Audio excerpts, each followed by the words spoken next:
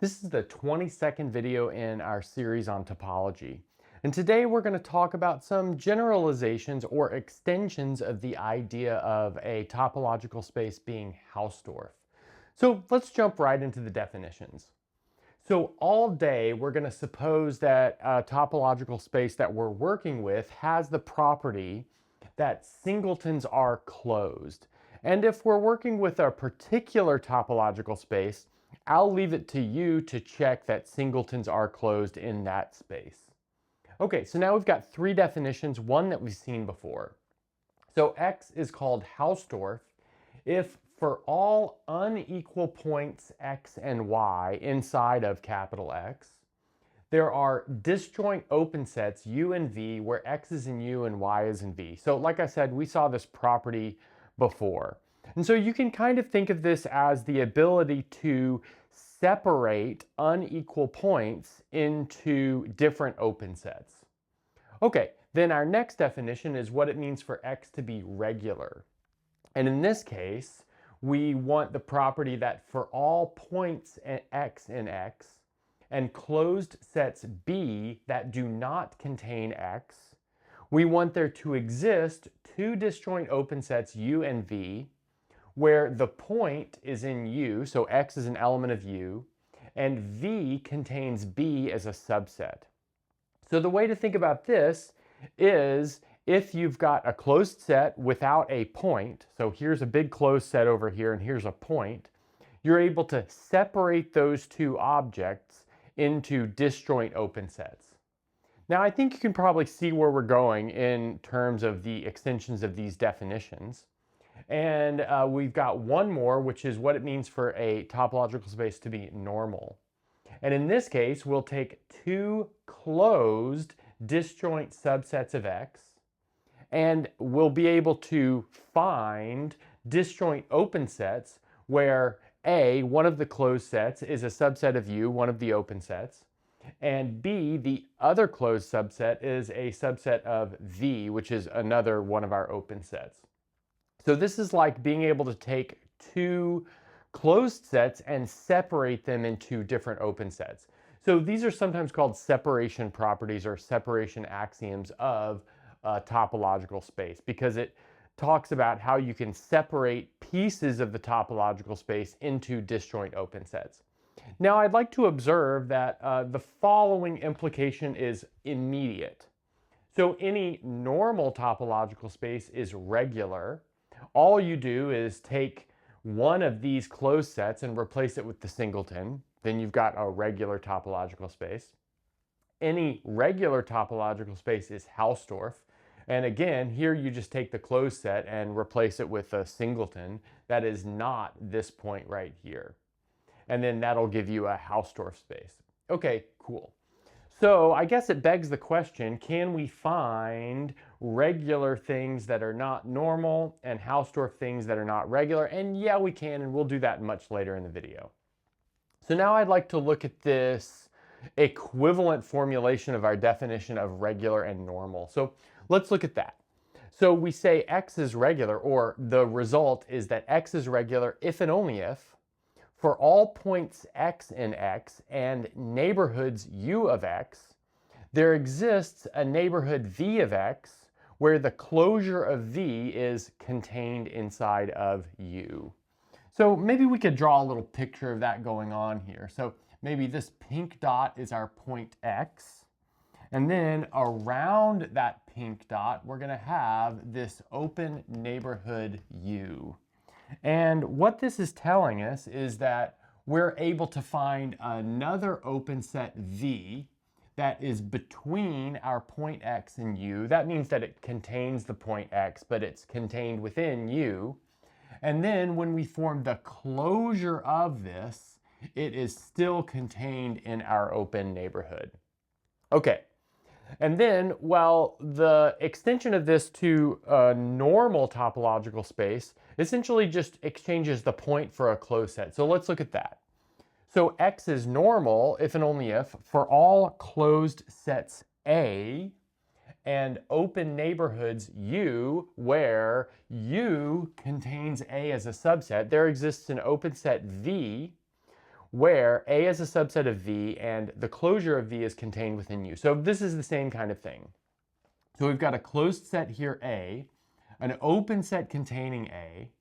So essentially what we're able to do is squeeze another open set between these two sets, where if we close it, we are still in the larger open set. Okay, so these two proofs are essentially the same, so we're only going to focus on the second one. So the normal if and only if that condition over there. Okay, so it's an if and only if statement. We need to prove two things. Let's get going with the forward direction. So let's suppose that x is normal. I mean, that's our assumption in the forward direction. And we have A is a closed subset of x, and U is an open subset of x, where A is a subset of U. And so that's kind of the setup for this right-hand side. And now what we want to do is construct our V, which is an open set containing A, where the closure of V is contained within U. So how can we do that? Well, observe that we're going to be able to use the fact that x is normal, given that we're using this or doing this forward direction. So now what I'll do is I'll set B equal to the following. So it's going to be the complement of U. And well, since U is open, then B is automatically closed. And then let's also notice that B intersected with A is most definitely empty. Well, and why is that? Well, that's because A is a subset of U. So since A is a subset of U and B is the complement of U, we're essentially taking away anything that could have been in A, so making that complement empty. So let's see what we have. We've got two closed sets, A and B, where they are disjoint. Their intersection is empty. So that means we can find disjoint open sets V and W, where A is a subset of V and B is a subset of W. So here we just used the normality of our topological space. Now let's observe that V bar intersected with B is disjoint. Now, why is that? Well, let's notice if Y is in B, well, it's also in W. And it's in W because B is a subset of W. But then observe that W intersected with V is empty. So notice that W is going to be a neighborhood of Y that does not intersect with V. But if you've got a neighborhood of Y that does not intersect with V, that means that Y cannot be in the closure of V. But that means that, well, V bar intersected with B is empty well, we just did it right here. Okay, but now how does that get us home? Well, if V bar intersected with B is empty, that means that V bar is a subset of U because, well, notice that the complement of B is simply U because B is the complement of U. Okay, so that's the forward direction. Now let's get going with the reverse direction. So for the reverse direction, we want to start with two closed disjoint sets. So we'll call them A and B. So we'll suppose that A and B are disjoint and closed subsets of our topological space X. And now we're going to assume that we can do this stuff on the right-hand side. So let's see, let's set U equal to the complement of B, so that'll be X minus B. But observe the fact that A and B are disjoint means that A is a subset of U. But now we can apply our condition over there. So what we'll do is find an open set V such that A is a subset of V and V bar is contained in U. So it's this kind of thing right here. We're finding an open set between our closed set and our open set so that when we take its closure, it's still between those two sets, if you will. Okay, cool. Now what we'll do is set W equal to X minus the complement of, X minus the closure of V. And let's observe that this is open. And not only is this open, but it must contain A. Not only is it open, but it's like the set that we need. Because let's notice the following. A is a subset of V. You know, we brought V into existence just to contain A. That was one of its conditions. And then B, well, notice that B is equal to the complement of U. But notice that the complement of U is going to be contained inside of the complement of V bar, because when we take complements, the set inclusion goes the other way. But that's equal to W. So look at what we've got here. We've got an open set containing A and an open set containing B. And moreover, these two open sets are pretty clearly disjoint because, well, notice that one of them is simply V and one is the complement of V closure. Okay, cool. So now we've proven this lemma. Now let's maybe see how we can use this to prove a nice first result.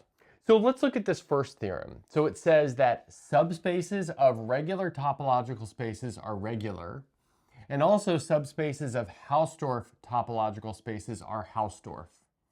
Then it also says that products of regular topological spaces are regular and also for Hausdorff. And I should say we're using the product topology here. You might recall in a previous video we looked at R omega in the product as well as the box topology, and we showed that in the box topology it's not Hausdorff. So here we're using the product topology. Now observe that there are 4 things to prove here, and we're only going to prove one of them because several of them, or the other 3, are fairly simple. We're going to prove that if you have a product of regular spaces, you get a regular space. So let's see how to do that. So let's suppose for all alpha inside of J, which is some indexing set, we have a regular topological space, which I'll call X alpha. Now what we'll do is take just plain old capital X to be the product over all alpha in J of X alpha. So that's this arbitrary product. Then let's also take U, which is an open set in X. So I guess we're using the lemma version of the definition of regularity here. I should have said that. Okay, so if we've got an open set in X, well, it needs to be an open neighborhood of something if you recall the lemma. So let's say it's an open set containing little x, which is in big X. And let's just observe that little x has components for all alpha in J. So that means we could write it as like X alpha, if you will. Okay, cool. But now, well, what can we do here? Well, we can use the fact that we have a basis for the product topology. So let's find a basis open set. So let's recall that that's going to be of the form product over alpha in J of U alpha, and then all but finitely many U alpha are just simply equal to the whole space X alpha.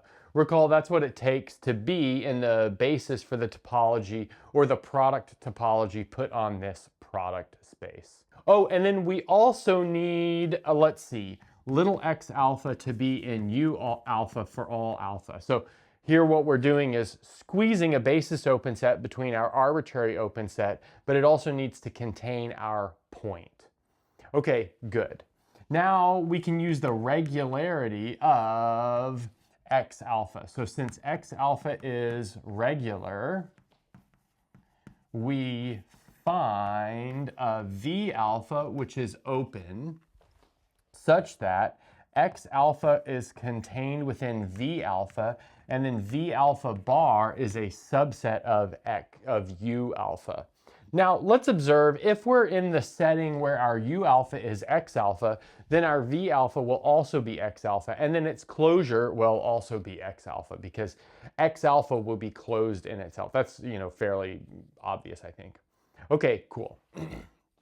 But now what we'll do is we'll set just plain old capital V to be the product over all alpha in J of this V alpha. And observe that since X little alpha is in V alpha, that means that just all of those X's together are within this V. But then also, if we take the closure, then the closure of a product will be the product of the closure. So that's cool. Now, did we use the fact that all but finitely many of those were the whole topological space? Well, I'll let you fill in that detail if you need to. But notice that this is a subset of the product over all alpha in J of our U alpha, which is a subset of U. Okay, great. So I think I said out loud that this basis open set is squeezed between our point and the open set that we took, but let's just be careful to write that up there as well. Okay, but then this was the lemma condition for regularity. So that means we have a regularity of a product. Notice that we don't have a result here for normal spaces, and that's because it's not true, which we'll see in just a bit. All right, now for an example of a space that's Hausdorff but not regular. And here we're going to work with a topology that I think was given for an exercise, but never within an example in a video, and that is this RK. So it's just the real numbers where the basis of open sets is given by, well, the normal basis of open sets, so that would just be all open intervals, as well as all open intervals minus K, where K is the reciprocal of all natural numbers. So I think this is a pretty interesting topology. So let's first show that it's Hausdorff, and we'll just use our normal open sets, if you will, to show that it's Hausdorff. So if we've got X and Y in R, well, RK, where X is not equal to Y, we can just go ahead and set delta equal to, let's see, 1/3 perhaps of the absolute value of X minus Y. We don't really need to use a third there. We could use a half if we wanted to. And let's observe that X minus delta to X plus delta, that interval, intersected with Y minus delta to Y plus delta, is most definitely disjoint. Not only is it disjoint, but the first one contains X and the second one contains Y. That's what we need for this to be Hausdorff. Now we could look at a picture of this if we wanted to. Let's say X is here, let's say Y is here. So what we're doing is we're splitting the part between X and Y into thirds, and we're building our disjoint interval out of those thirds. So it looks something like that. So again, we could use halves as well. Now let's show that it's not regular. So let's say by way of contradiction, we will suppose that it is regular.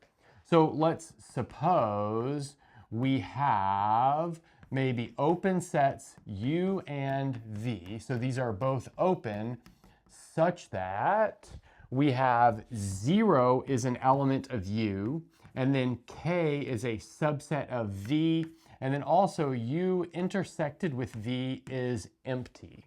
So again, if you look at regularity over here, notice regularity is for all points X and closed sets B. So if we want to show something's not regular, we want to find a place where regularity fails. And that place, if you will, is the point 0 and the closed set K. Observe that the closed set K there is most definitely closed. I guess I should say it's closed. That's because it's the complement of any of these open sets. Okay, great. But now let's observe the following. So there exists something that I'll call delta 1, which is bigger than 0, such that minus delta 1 to plus delta 1 minus K is contained within U. Okay, well, why do we need that? Well, let's notice that we have U intersected with V is empty. That means U does not contain any points from K. But if we have an open set containing U, then we know that there is a basis open set contained within U that contains 0. Now there are two formulations of those basis open sets. You could either have a normal interval or a normal interval minus K. any normal interval, if you will intersect K, because the reciprocal of the natural numbers will get small enough. So that means we need a normal interval minus K, and we might as well just take that to be like a little delta 1 bubble, if you will. Okay, nice. So now what we want to do is take a natural number n such that 1 over n is less than delta 1. So you can always do that. You can find a reciprocal of a natural number underneath any real number. And now let's notice that 1 over n is an element of V. Well, that's because it's in K. And since it's in K, it's going to be inside of V because 1 is a subset of the other. So now what we want to do is observe that there exists a delta 2 bigger than 0, such that the interval, let's see, 1 over n minus delta 2 to 1 over n plus delta 2 is a subset of V. And we know we need one of these flavors of open sets, because if we subtracted out K, well then this wouldn't contain 1 over n, but we want this to be an open neighborhood of 1 over n. So again, that's why we have one of those. Now let's look at a little picture of what's going on here. So let's say we've got something like this. Let's say that this is the open set U on the top and V on the bottom. So let's maybe put 0 on both of these. And let's note that we've got this part maybe ending at delta 1 that's totally contained within U. So notice it's going to go off in this direction, but we don't really worry about that. But we need to subtract some things off here. So let's see, we need to subtract out this point 1 over n, and then we're also going to subtract out this point, let's see, 1 over n plus 1, and so on and so forth in this direction. So this is our maybe basis open set contained inside of U. The picture is like this. And now, well, let's look at the basis open set contained within V. Perhaps we'll just bring that down here and observe that what we have is a little delta 2 bubble centered around 1 over n. So this is going to be 1 over n plus delta 2, and then 1 over n minus delta 2. But if you look at these two open intervals that we have, maybe open intervals loosely, because one of them is an open interval minus K, it's an open interval in our setting, they necessarily intersect. In fact, we could maybe write it like this. So if we take the maximum of 1 over n plus 1 and 1 over n minus delta 2, and we start an open interval at that, and then we end an open interval at 1 over n, then that is most definitely contained within the intersection of these two open intervals. Notice, what is that? So that's going to be something like this. So here the maximum will be this point. So that'll be something like this right here. Now, of course, you could go to the right as well, but we won't worry about that. All we want is for this to be non-empty. So anyway, this is within the intersection of U and V, but it's also non-empty. But up here, we assume that the intersection of U and V was empty. So there's our contradiction, meaning our set is not, or our topological space is not regular. Okay, so now let's look at an example of, let's see, regular, not normal. Now we're going to find an example of a topological space that's regular, not normal. And we're going to simultaneously find a topological space that's normal, where if you take the product with itself, it's not normal. So recall that the product of regular was regular, but this is going to show that the product of normal need not be normal. And we're going to do that by looking at the lower limit topology on the real numbers. We'll start by showing that that's normal. But again, normal implies regular, and regular will imply that RL cross RL is also regular. Okay, so let's get going here. So let's suppose that we have A and B are subsets of RL, and they are closed and disjoint. Now, look at the definition of normal over here. So now we need to find disjoint open sets one of them containing A and one of them containing B. So now let's observe that we can do the following, and we can do this for all little a in A and all little b in B. So let's observe that if we have a little a in A, that means that there exists a basis open set that, well, it's not contained within A, but it is disjoint from B. And that basis open set must have or can have the following shape. So it'll be A to X sub A, such that the intersection of A to X sub A intersected with B is empty. And this is possible for all little a in A. So again, if this were not possible, then that means that this intersection would be non-empty, but that would mean that A here would be in the closure of B, but the closure of B is B. Since B is closed, that means that they would not be disjoint. And now we can do the same thing for B. So let's maybe spell that out a little bit better. So B is in B, but what does that mean?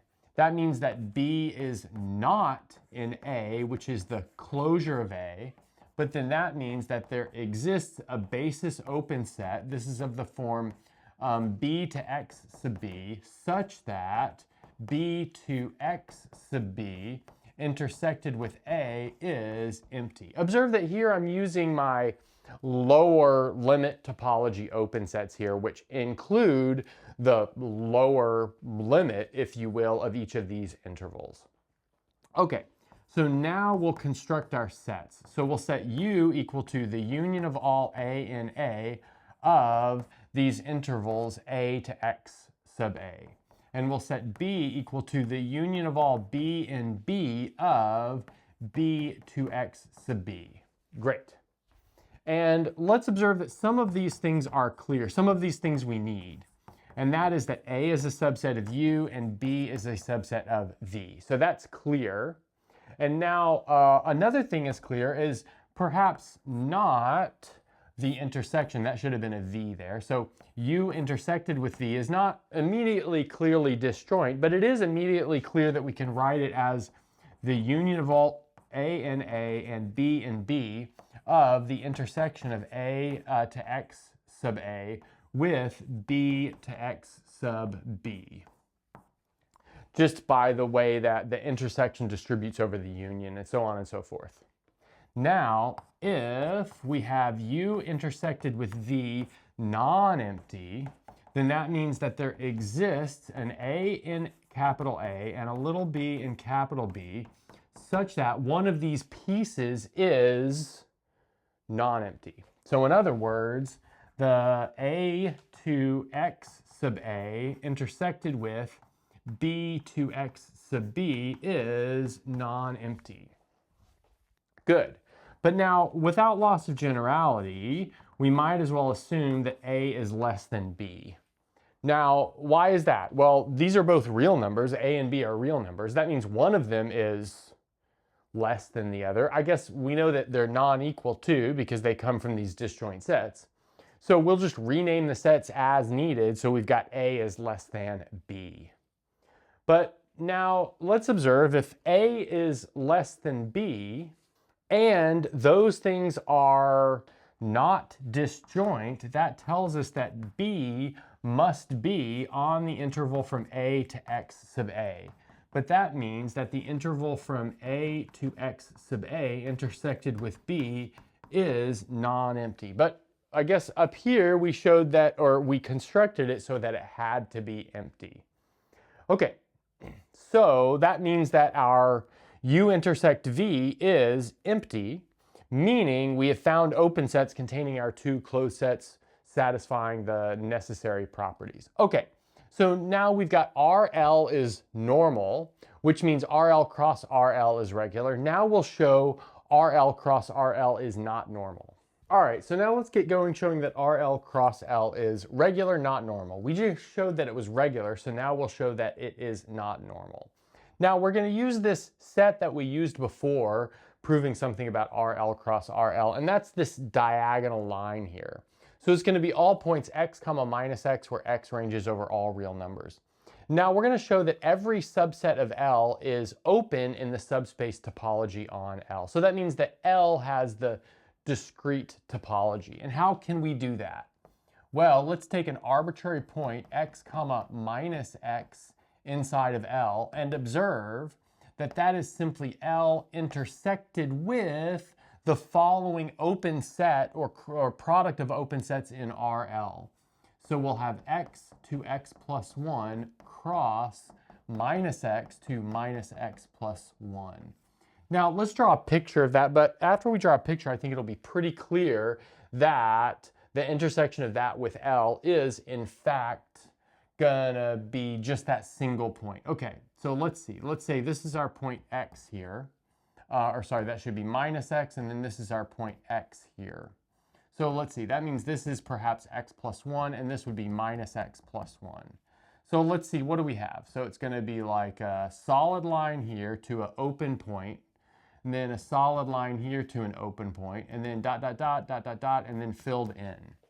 But needless to say, that little square, if you will, well, it's open in the product topology on RL cross RL. That goes without saying, but it intersects L at exactly 1 point.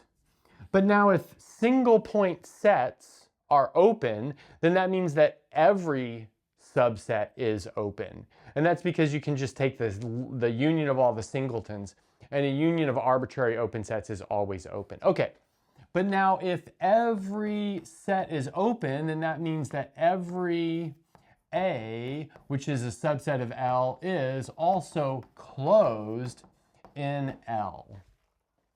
So I think that's pretty clear. But let's notice that L is closed in RL cross RL. So let's see what we have. We have a closed set in the subspace topology of something that's closed in the larger topology. But closed within closed means that A is in fact closed as viewed within this larger topology RL cross RL. And this is like any set A, which is a subset of L. So since that works for any set, well, what that really means is for all A, which are subsets of L, we have two closed sets.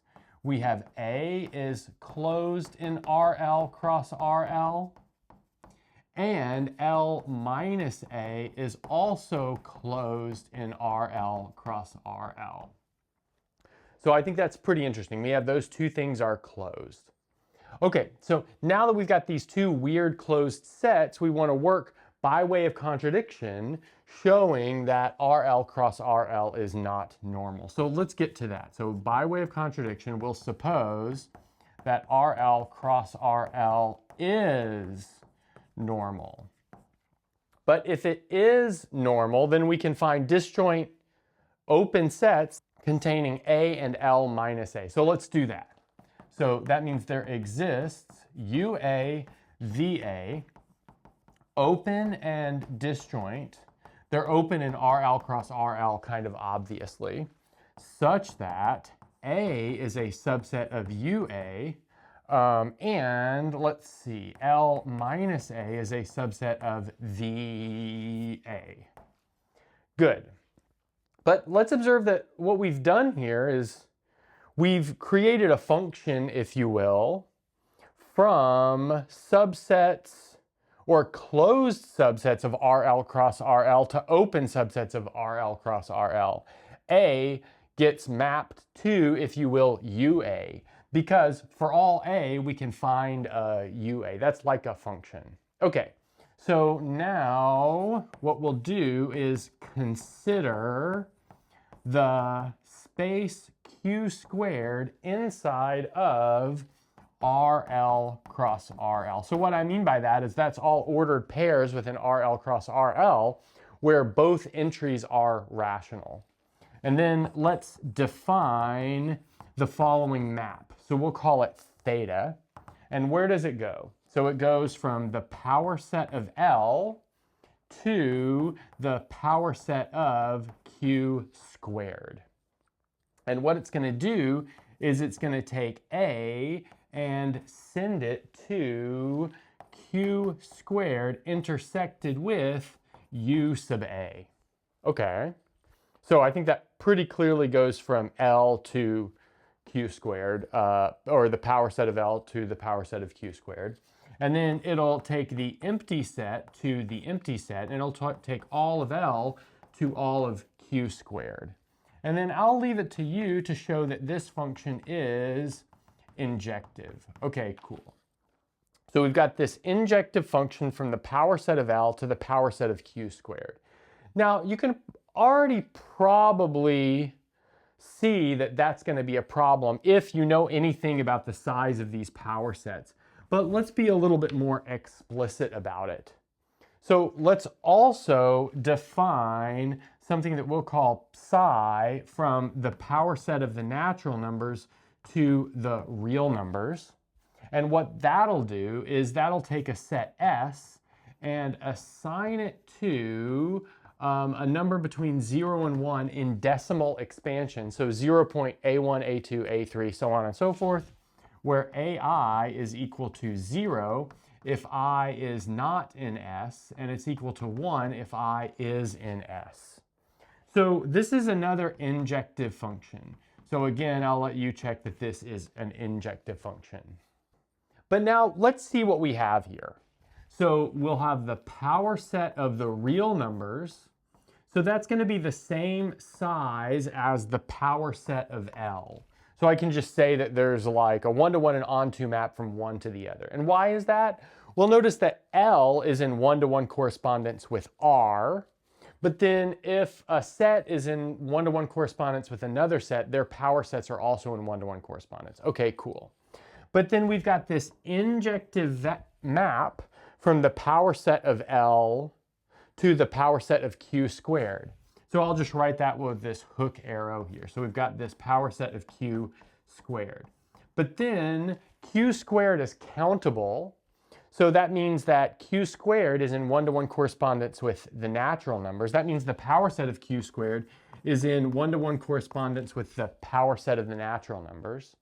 But then we also have this injection from the power set of the natural numbers to the power set of the real numbers. But then composing all of these together, we have an injective map from the power set of the real numbers to just the real numbers. Now, we could also have an injective map from the real numbers to the power set of the real numbers. And that's pretty easy to calculate. You could just take a real number to its singleton. But then if we've got two injective maps by a famous set theory theorem called Cantor-Schroeder-Bernstein, that tells us that the cardinality of the power set of the real numbers is equal to the cardinality of the real numbers. But that is a contradiction, because the cardinality of the power set of any set is always strictly bigger than the cardinality of that set. So our contradiction contradicted this assumption right here that RL cross RL was normal. Okay, cool. So now I'm going to leave you with some exercises. All right, here are two exercises for you. So let's show that if x is regular and you've got two unequal points, little x and little y, then you can find disjoint open sets U and V, U containing x, V containing y, where not only are they disjoint, but their closures are also disjoint. So I think this is a pretty interesting result. Next, let's show that if you've got two continuous functions from x to y, and y is Hausdorff, then this set right here, which is all the points x and x, where f and g agree, is closed. And that's a good place to stop.